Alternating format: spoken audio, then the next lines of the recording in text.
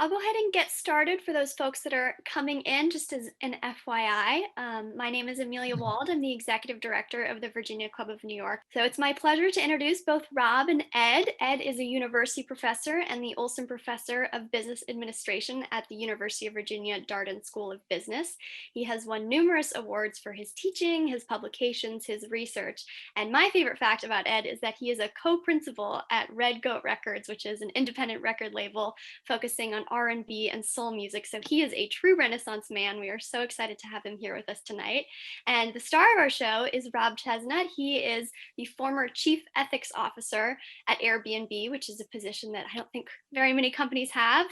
He took over that role in 2019 after being general counsel for Airbnb, and he is a graduate of UVA undergrad. He studied government in the College of Arts and Sciences and then went on to Harvard Law School. So Rob, if you would like to talk to us about your newest book, Intentional Integrity, I would love to throw it over to you.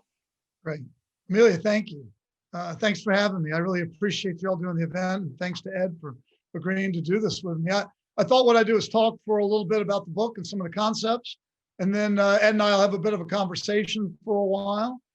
We would welcome questions. I'd actually love to talk about what you all are interested in. So anytime the spirit moves you, feel free to drop a question in. I guess we're dropping it into the Q&A box. And Ed's going to be watching it. I'll be watching it. We'll pick out questions and take them on. I'd love to start with a poll question. I'd love to get a sense of the audience, what kind of a group we've got this evening. Do you have integrity? Yes or no? If you could please answer that one for me. And while you all are contemplating that one, I thought I'd tell you a quick story about someone that lived about 2,400 years ago. A Greek philosopher by the name of Diogenes. Now, Diogenes was famous for being a bit of a character. Diogenes apparently gave up all of his earthly possessions, lived in a tub, and he would spend his time wandering around the different markets in broad daylight with a lantern. And he would take this lantern and he would walk up to people in broad daylight and he would get right up into their face with the lantern and hold it up. And when people said, what are you doing? Diogenes used to say that he was looking for a person of honesty, looking for a person of integrity. Now, true to Diogenes' nickname, Diogenes the Cynic, as you might imagine, Diogenes did not have much luck when he was going around the different marketplaces. He claimed that he could only find rascals and scoundrels wherever he went. And you know, in today's world, it seems that Diogenes would be right at home.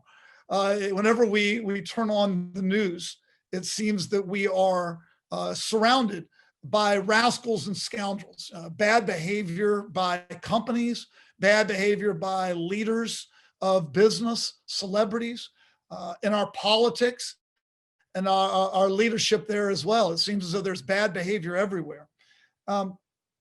And the question, of course, for me is, what are the consequences for business?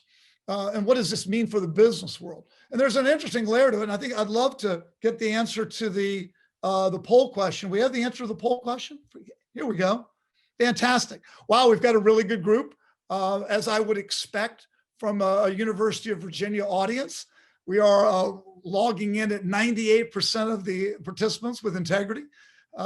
And the interesting thing is, when I do these talks, believe it or not, even outside of the University of Virginia, the numbers usually come in quite high.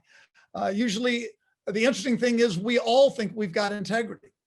So even though we live in a world surrounded by rascals and scoundrels, and where every time we pick up the news, there's another story, we all believe ourselves that we have integrity.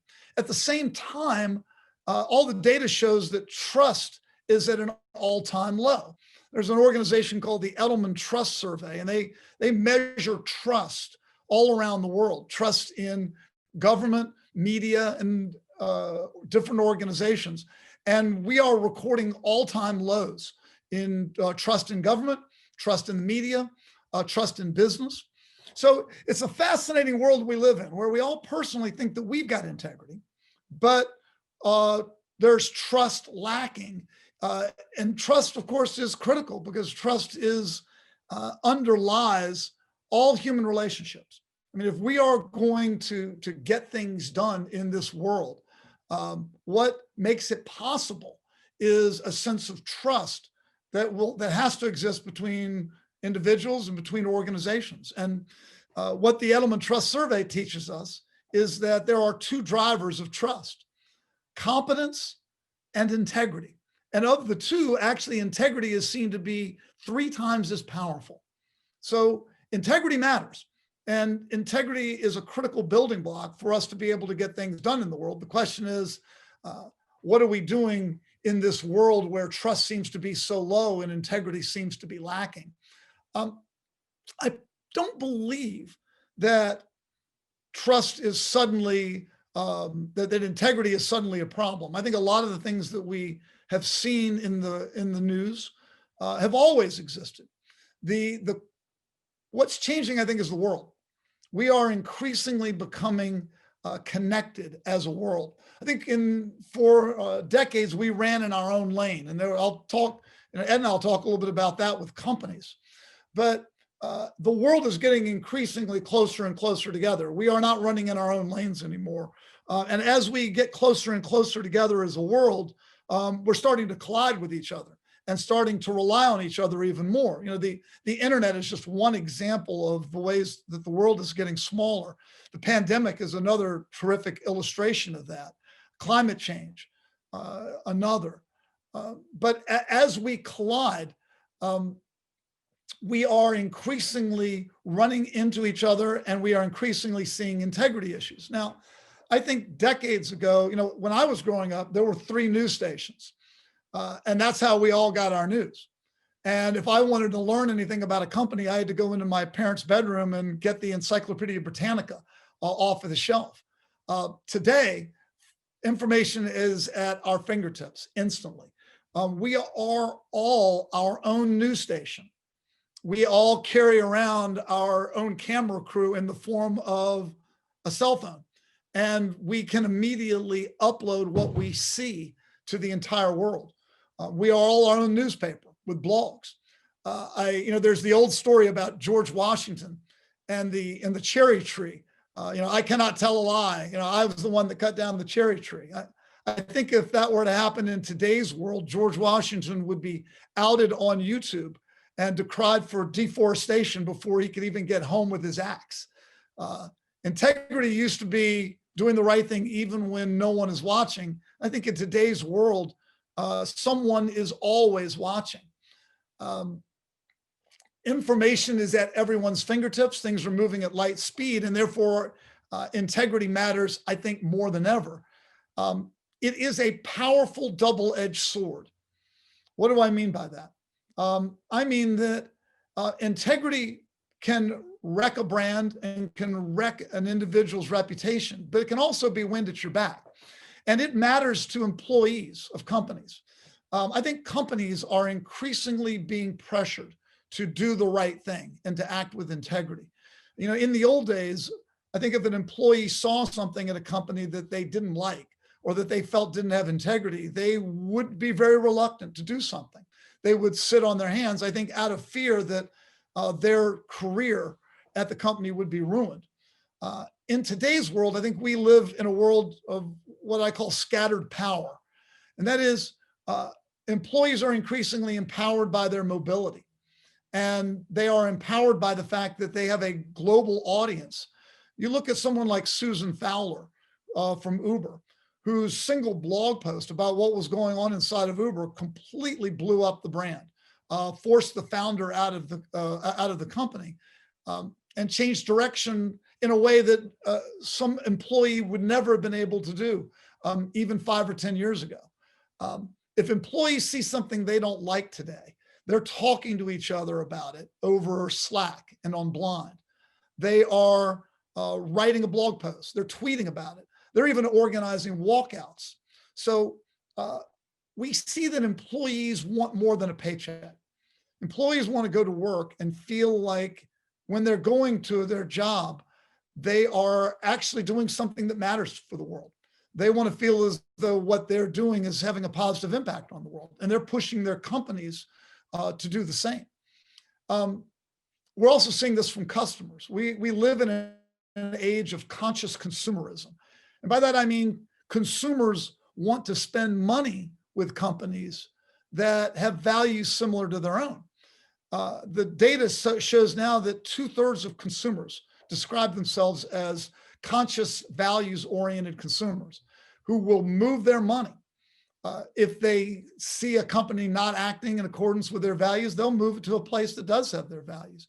And not only will they move their money, but if they feel a company is aligned from a values perspective, they will actually become champions of the brand and can be very powerful spokespeople for a brand. So integrity can wreck a company. Integrity can also be wind at your back if you can get it right. Great leadership, I think, shows the potential to get it right. And that's, I'll can brag for 30 seconds. I'm a proud graduate of the University of Virginia. And I think the University of Virginia is a great example of how using integrity and acting with intentionality around integrity can be a powerful wind at your back, both in your academic reputation and in your athletics as well. Too often, companies aren't getting it right. And I'm going to point to two forces that contribute to this world where companies aren't getting right. I think one is a lack of intentionality, and it's a fear of leaders to talk about integrity. At companies, integrity is that thing that is never spoken of. So you've got a code of ethics at most companies, but honestly, where do these code of ethics come from? Well, the code of ethics often come from a law firm that sends over a form. The company puts their name at the top, and then they email it out to everybody and says, check a box and say that you've read this. Or even worse, they will go online and they will steal someone else's code of ethics, right? They'll copy it and then they'll paste it and change the name. The irony of stealing a code of ethics is remarkable. Employees know this. They see right through stuff like this. The compliance posters are something else, right? You go into any business, what do you see? You see these posters. Everything you need to know about ethics and compliance and integrity, it's all right here. It's in 4-point font, and it's usually sitting over in the corner of the break room next to the dripping pipes where it's kind of dark and no one actually ever is seen looking at it. I think if a legal department or an HR department actually saw a group of employees crowded around one of these things, they'd have a heart attack. This stuff, the copied code of ethics, the integrity poster with the pretty lake and the trees, they are part of, I think, this notion in companies that integrity is uncomfortable. We won't really talk about it. We'll put the symbols of it up there, but employees really see through that. It doesn't really reach people in their heart. And I think part of what the book talks about, and what I think one of the things that Airbnb has been successful with, and something places like the University of Virginia has been very successful with, is you get it off of the pretty poster.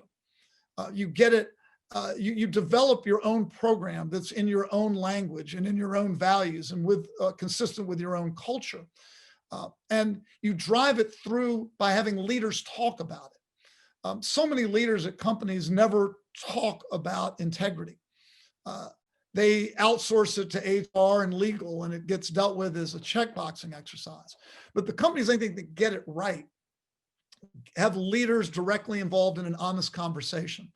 I like to say that leaders are the thermostat for integrity, not the thermometer. A thermometer takes the temperature of a room. A thermostat sets it.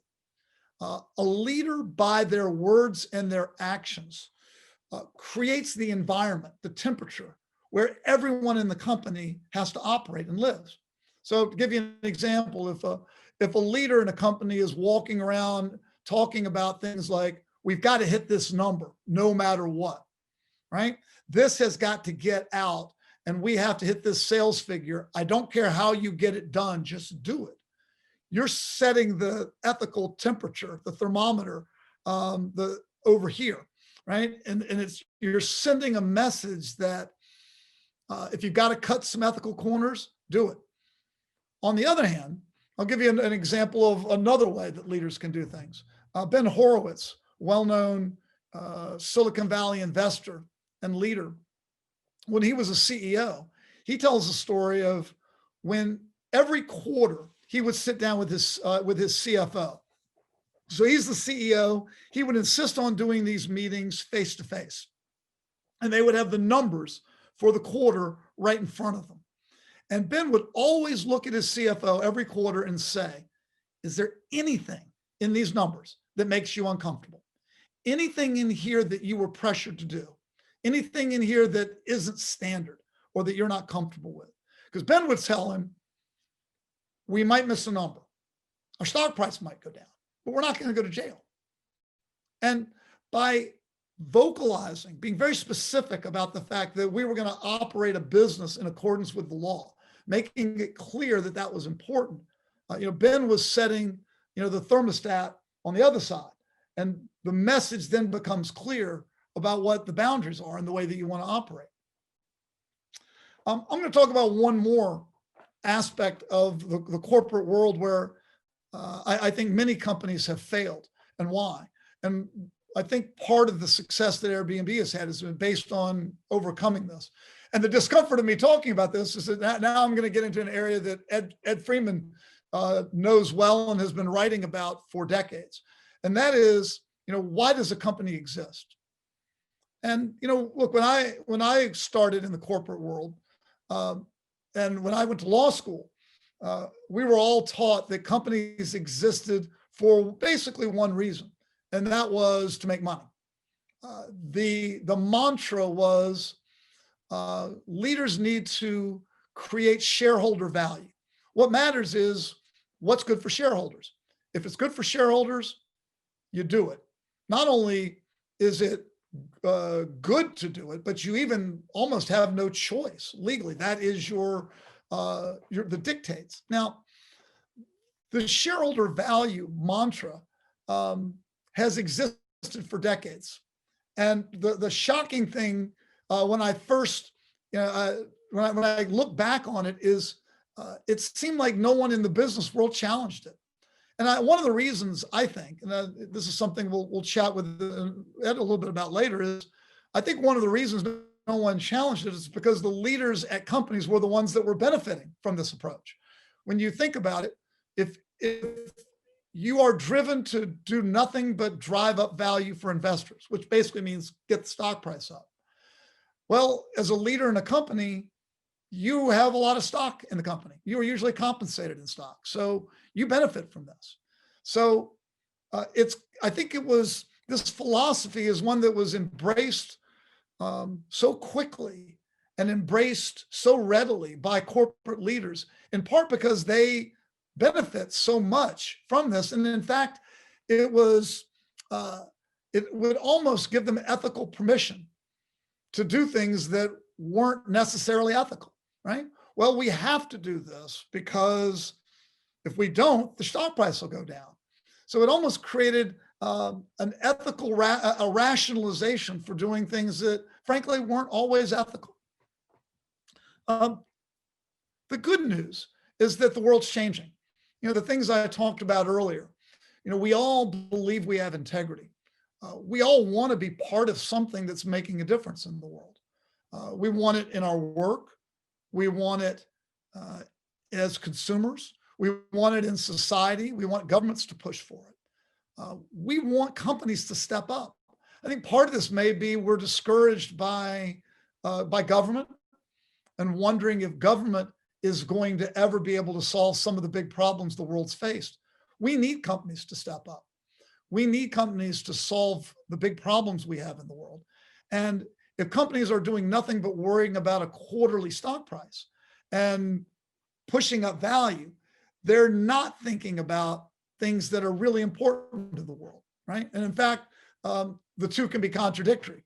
If you're worried about the quarterly stock price, you're probably not worried about how much carbon you're dumping into the air, or you're not worried about the supplier on the other side of the world that may have a lot of people working in conditions that are not very safe. That's not your problem because you're supposed to be worried about that quarterly stock price. The world's not satisfied with that approach anymore. And I think the world is pushing companies hard to start thinking about bigger, broader issues. I think every company needs a North Star. It needs a purpose. And that purpose isn't profit. Profit's not a purpose. Profit is a necessary byproduct of doing business, because if you don't have a profit, then you're not actually going to be able to operate. What you need, though, is you need a reason why your company is good for the world. What is the value? What is the purpose that you're serving? And companies, I think, need to understand this, formulate it, make sure that their employees and their customers understand it. And then most importantly, they've got to start making decisions that are consistent with that purpose. That purpose has got to drive decisions. And I'm going to do one example from Airbnb and then chat with Ed a bit.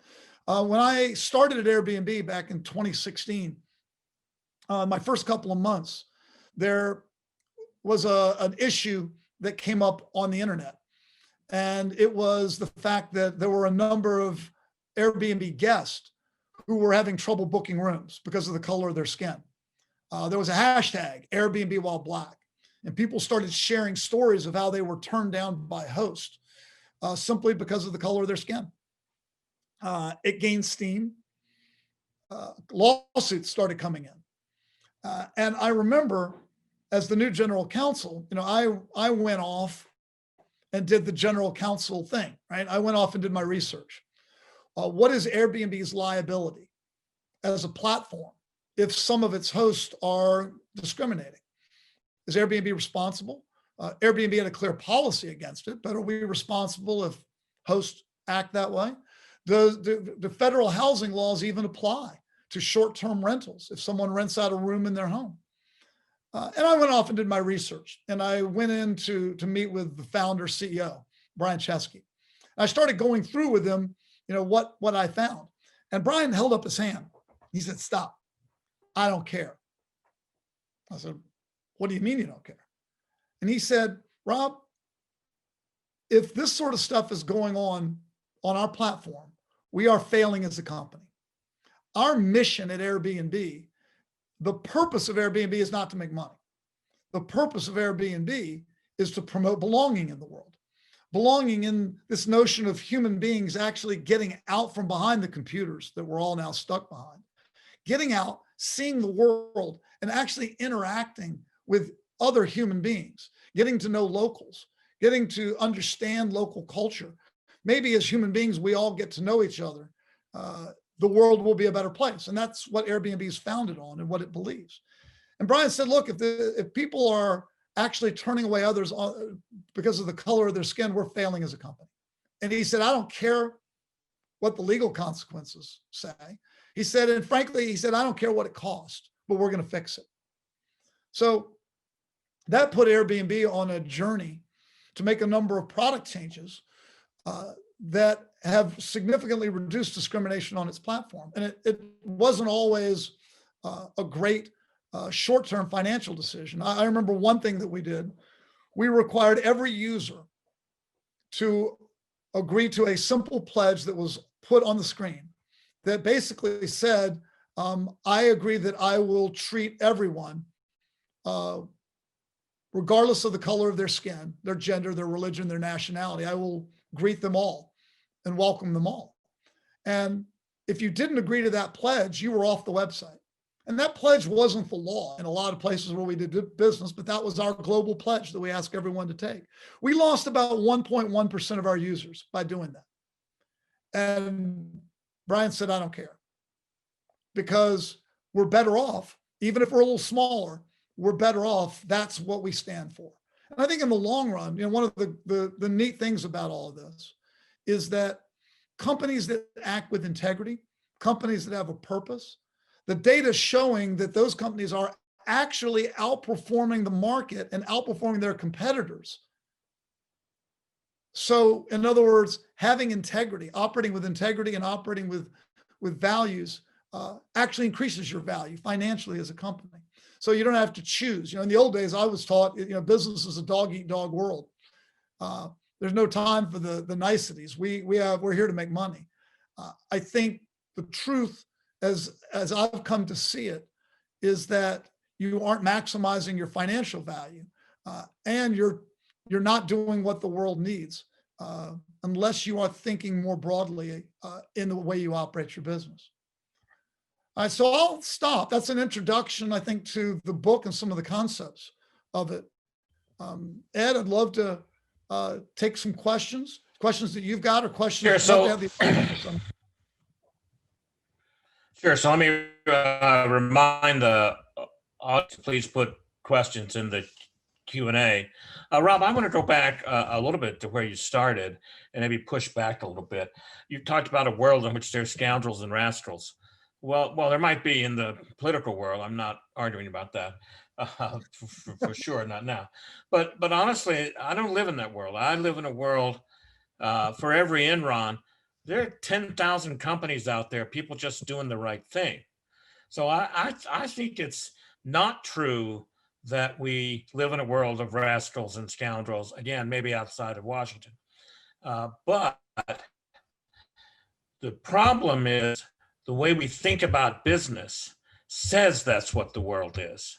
The story that we have about business has us expect that. And there are plenty of examples, but there are also thousands upon thousands of people out just trying to do the right thing, who believe they have integrity because in fact they do. So I was wondering what your take on that is. It's not, I think that's a business great not point. screwed up. It's the story of business that's screwed up. I think it feels like we're surrounded by rascals and scoundrels because the stories make it appear that way. I agree with you. I think there are a lot of people that I've worked with throughout the Silicon Valley that really sincerely want to do the right thing, and they're really driven by purpose. I do think that what does screw us up a bit is this idea that what is a business supposed to be? Often puts a lot of pressure on companies to do things that may not necessarily be ethical. And I do think the big fails, the Enrons, the Volkswagens, the Boeings, they set us all back because that becomes the story of what the business world is. And I think you're right. I think it's a lot more than that. Well, I mean, the nice thing about, what's a business supposed to be? The answer is nothing. I mean, there are lots of things that a business can be. What's a human being supposed to be? There are lots of answers to that. And it's the trying to find the one and only one answer for all businesses, for all times, for all people, for all situations. That's just a fool's errand, isn't it? I mean, do you think that a business has that's an interesting question. Do you think that businesses have some obligation to do good, or at least to do no harm? Well, again, I'm not sure. That question is from this old story. Because we think business is a bunch of greedy little bastards out trying to do each other in, we juxtapose that with doing good. I think businesses, if you want to be successful, you ought to have a purpose. Purpose isn't enough. All those people that came to Charlottesville a couple of years ago, they had a purpose. That purpose was not a good one. And so you're absolutely right. We need much more conversation about not what the purpose of any business is, but what's the purpose of this particular business. And as you said, make no mistake, purpose doesn't live in the ethics statement. It doesn't live in those posters. It lives in the systems and the processes of everyday life in a company. Unless UVA figures out, and maybe we have, unless we figure out how the honor system really can work for everybody in the university, we can talk about it, but I think it's a lot harder to live that. It's a little bit like, I know in your book you talk about clearly stating values, right, and knowing what they are. And again, I want to push back a little on that, because, people say all the time, they go to Shakespeare, which is great, and they say, Polonius's advice to Laertes: "This above all, to thine own self be true, and thou canst be false to any man." And they say, let's just know your values and act on them. The problem, of course, is Shakespeare thought Polonius was a fool, because it's hard to know your values. And Hamlet is the textbook case of someone who has no clue what it means to be authentic, what his values turn out to be. And so trying to discover those values, I would put your process in companies that you talk about in your book, which is great. I look at that as a process of discovery. You don't ever have it down. You know what your values are. If you do, you're going to become righteous. And there's nothing more tedious in the world than people that are righteous, right? They know they got it right. So I agree with you. I think it's a constant journey, and I think leaders have to lead it. I think leaders are the ones that have the outsized influence, good and bad. Unfortunately, I've seen circumstances where leaders have led companies down some terrible paths. Whereas if the same employees had been working for a good leader, they would be doing some things that are beautiful and wonderful. So I put a lot of it on the top leadership. So we have some questions. Nick Ochi is in the class of 22 at Darden. Nick says, Airbnb appears to be on the brink of going public.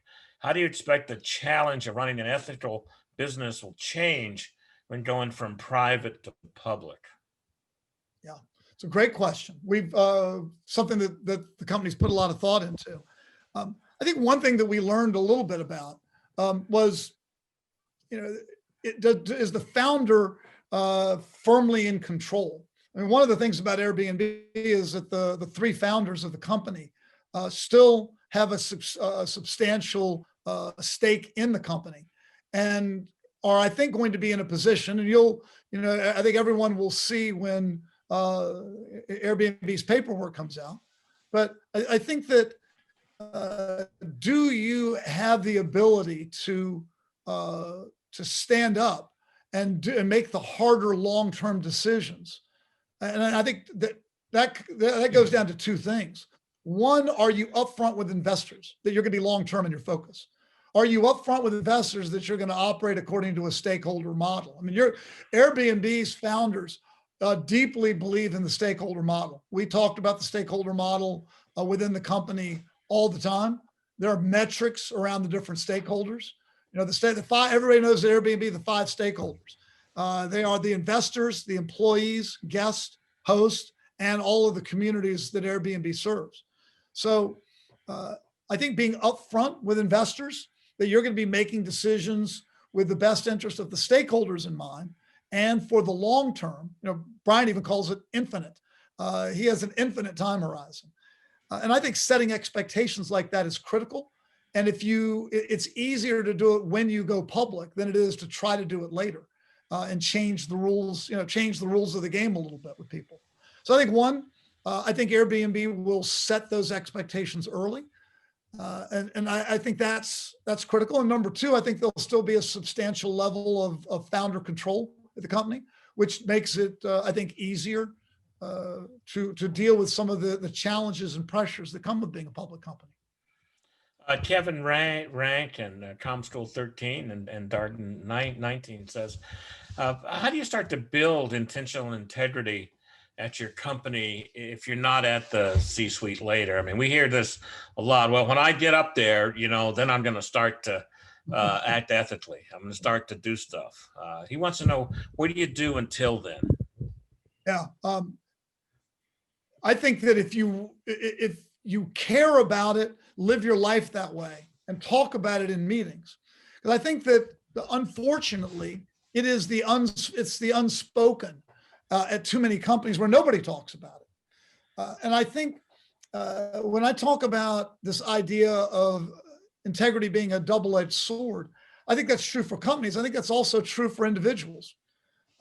If you develop a reputation that you're thinking about doing the right thing, and you're the person in the room who's raising the questions, I think you can have a powerful influence on a culture. Now, that said, if your top leadership, C-suite, does not act with integrity, you've got a problem.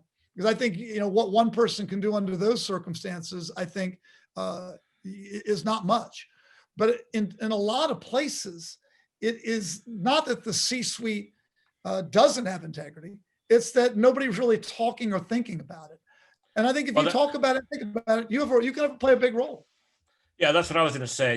Your model of ethics has 6 C's in it. And I was going to suggest there's a 7th one, and it's conversation. That if you don't have a conversation about ethics, all these things are not, they don't really matter. That we've got a question that's just on that point from Dylan Fogarty, Arts and Sciences 15, Com 16. Dylan says, it seems like technology, especially machine learning, is evolving faster than policies and ethics can keep up. What are some of the most important ethical issues that we as users should keep in mind today and the future when we're consuming big tech? And I would just add to that, how do we think about these questions where, I didn't have any conversations about the ethics of AI with my grandmother. It just didn't exist in those days. I didn't have any conversation about end of life medical care.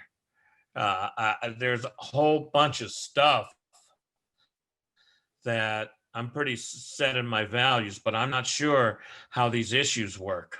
And technology changes them a lot. How do you deal with that? Yeah, you know what?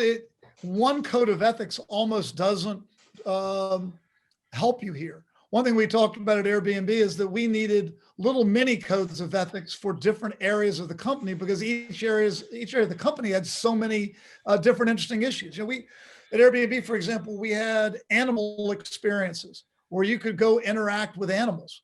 Well, the team actually got together and said, you know what, we want to come up with some principles of what sort of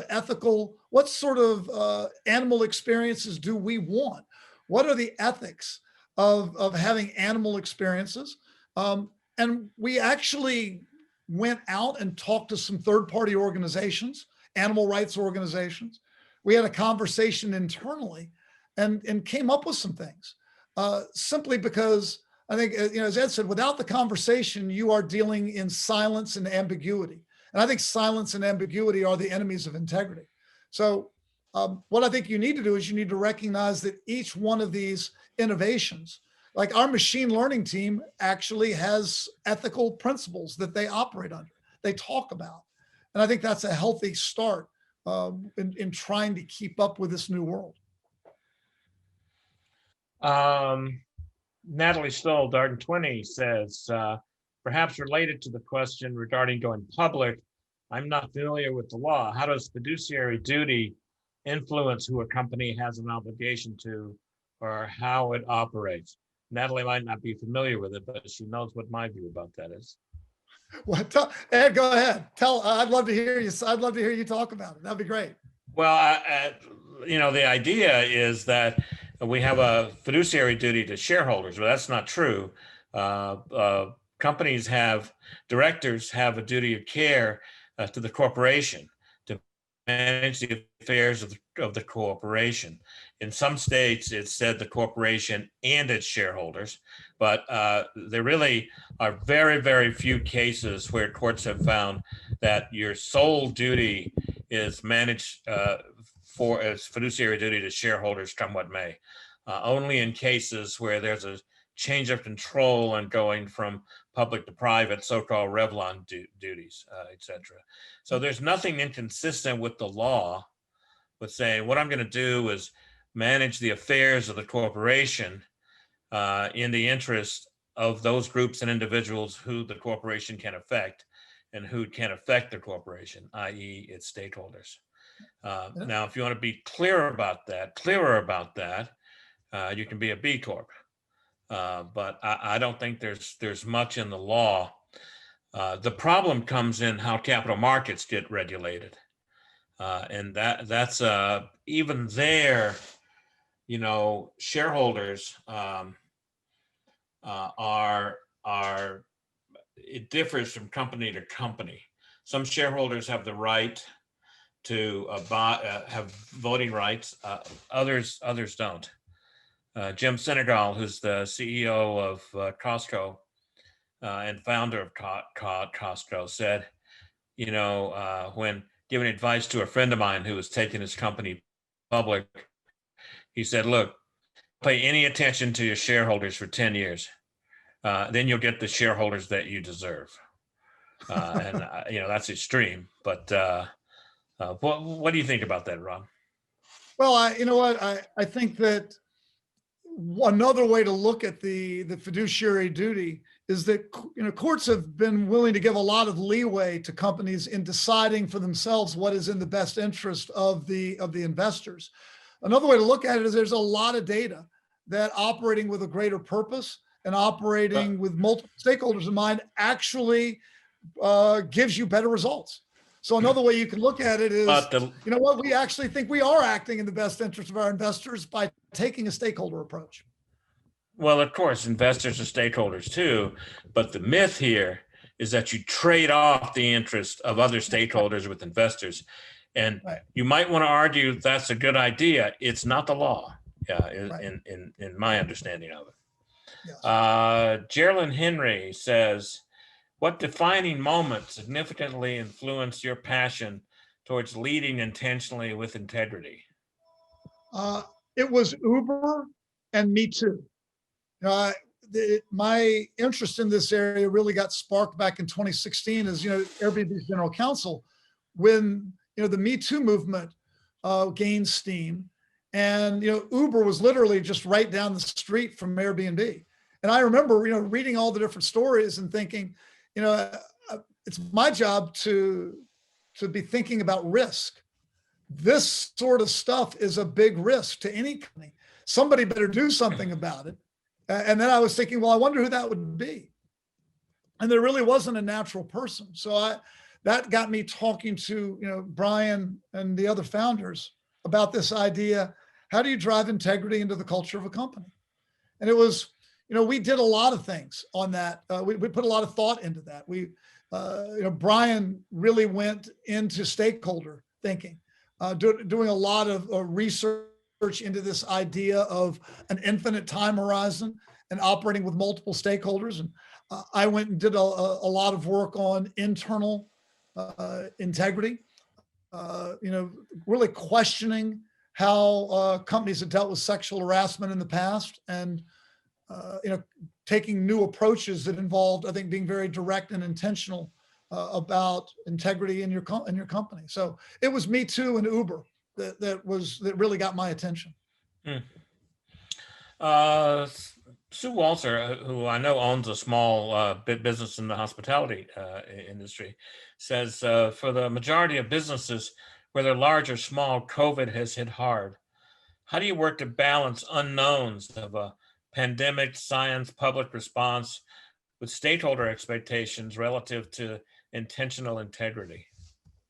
Yeah, that's a tough question, Ed. I think my mom used to tell me, tough times reveal character, and I think for a lot of companies, this has been a challenge to the character of the company. Look at Airbnb.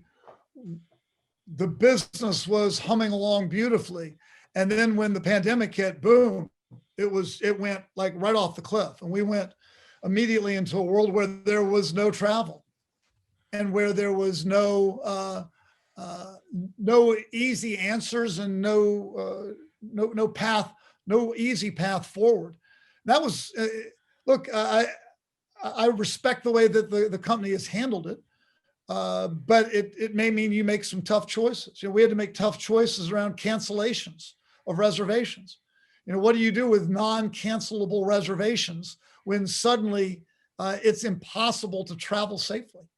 What do you do with an internal employee base where your employees are important stakeholders, but you've suddenly got 6,000, 7,000 of them and no money coming in?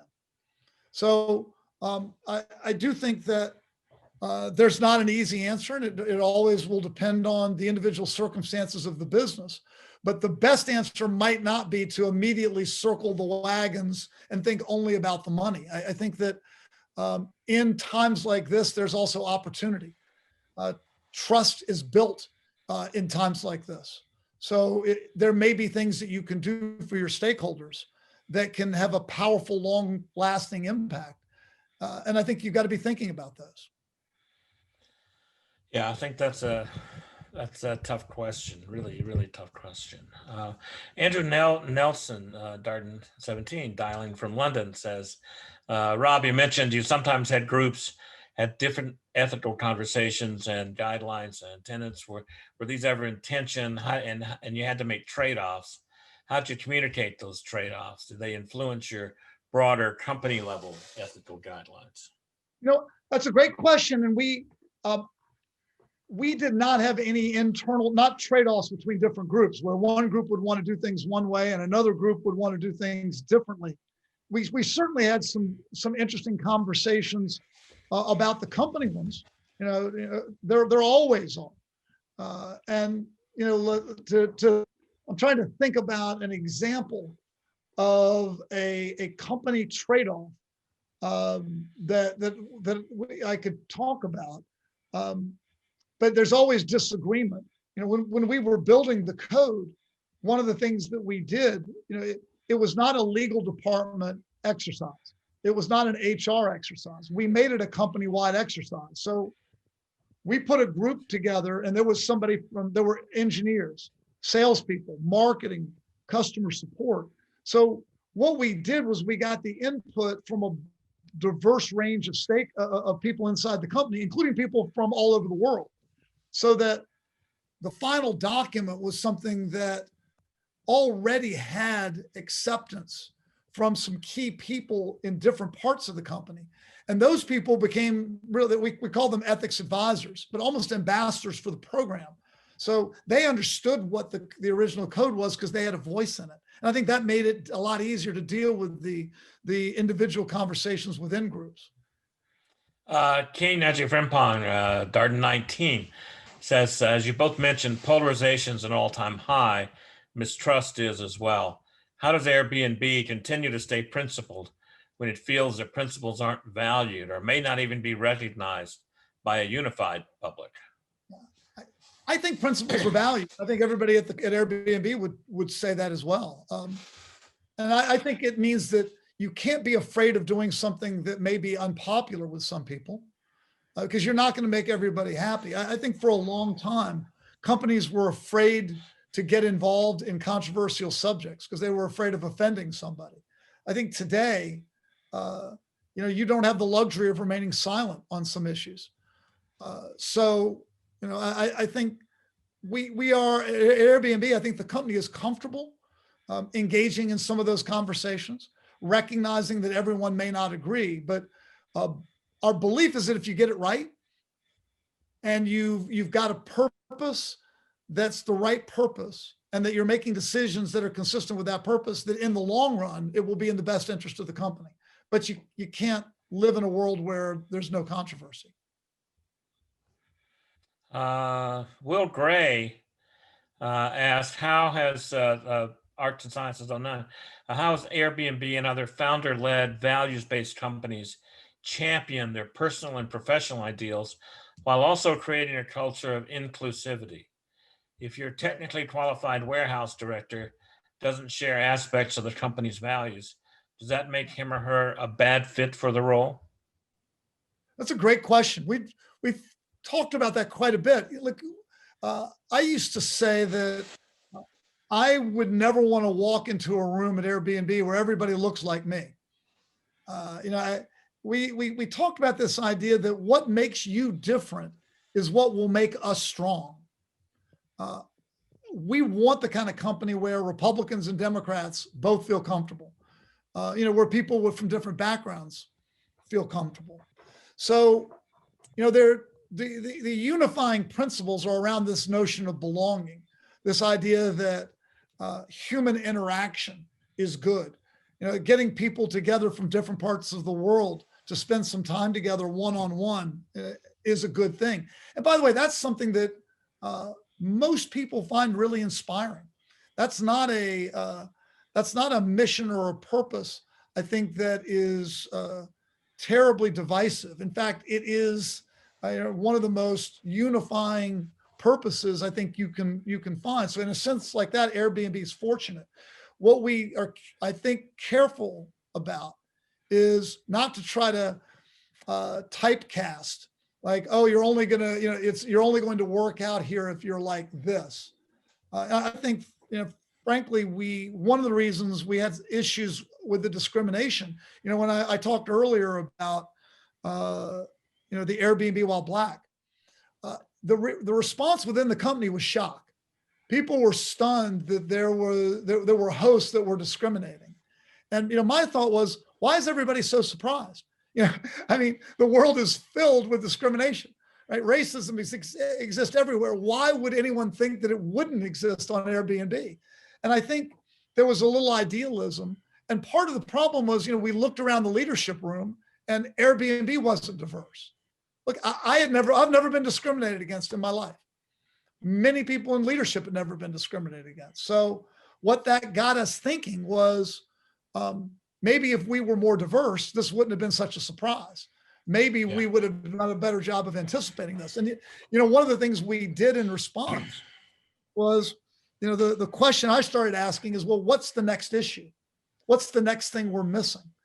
And what we realized were, there aren't very many people in wheelchairs around Airbnb, but we've got a number of guests who have a number of handicaps. And we get reports of people that are showing up at listings and they can't get in the door. And that set us off on a journey. We ended up finding a company called Accomable.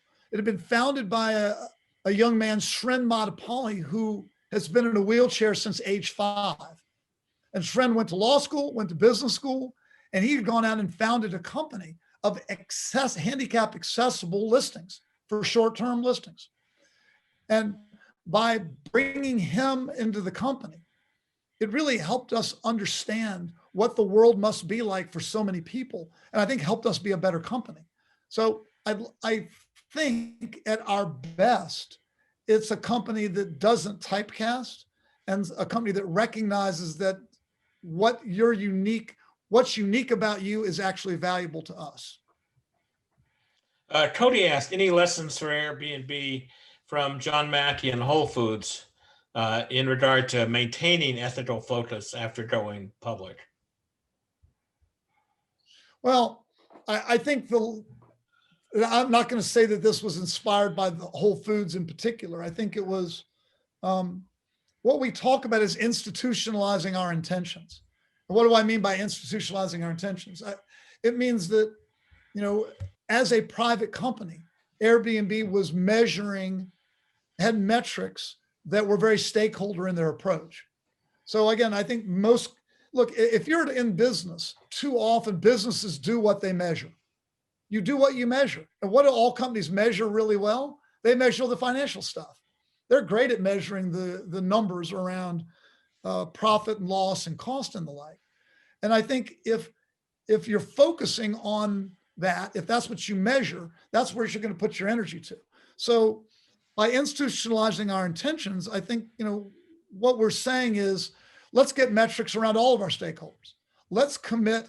And by the way, get that ball off at the board level and have the board watch what metrics we are watching from a stakeholder perspective. And when you put these into your processes and you put them into your reportable metrics inside the company, I think that's what prepares you for going public, because you're going into it with processes that are already set up for the long term and consistent with your bigger purpose. Rob, thanks for a great talk and a terrific book. I think I got the picture here. It's Intentional Integrity. It really will repay your reading. Those of you who did the Darden ethics class, it's something we talked about. I want to ask the very last question I've been dying to ask you. I studied martial arts for many years, And my teacher and I used to get into this argument all the time. And I'll just tell you his claim. His claim was, you can't practice integrity. Either you have it or you don't. What do you think about that? I'm influenced by Dan Ariely here. Dan Ariely is a professor at Duke, behavioral scientist, who I spent some time with for the book. And what Dan talked to me about is this idea that we all have within us two, a good wolf and a bad wolf, as Billy Graham used to put it, or a good angel and a bad angel. This idea that we all want to feel good about ourselves. We all want to believe that we've got integrity and that we want to do the right thing. But at the same time, we have a natural human tendency to fudge in our favor, in our self-interest. And, the question is, which one is going to win in any particular circumstance? And the more that we surround ourselves, if you are intentional about making integrity a part of your personal brand, if you are surrounded by others who act with integrity, if you read books about integrity, if you think about it, you are far more likely to make decisions that have integrity. Whereas if you simply think you have integrity and think that you're naturally just going to do the right thing, but then just kind of go through life, you can easily fall prey to fudging and to incrementally making decisions that are in your self-interest, particularly if you're good at rationalizing.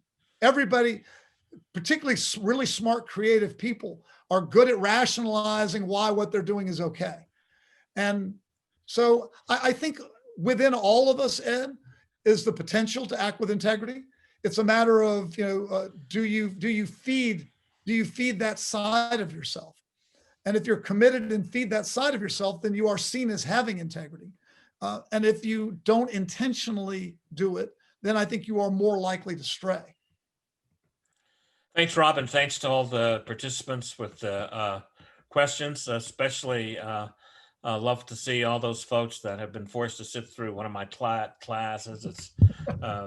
It's terrific to see you here and hope to see more of you. So I'm going to turn it back to Amelia.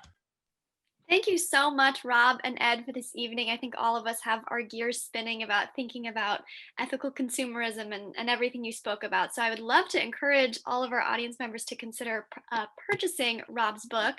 And speaking of ethical consumerism, I'm sure you have an independent bookstore somewhere near you. And it would be wonderful to purchase through them.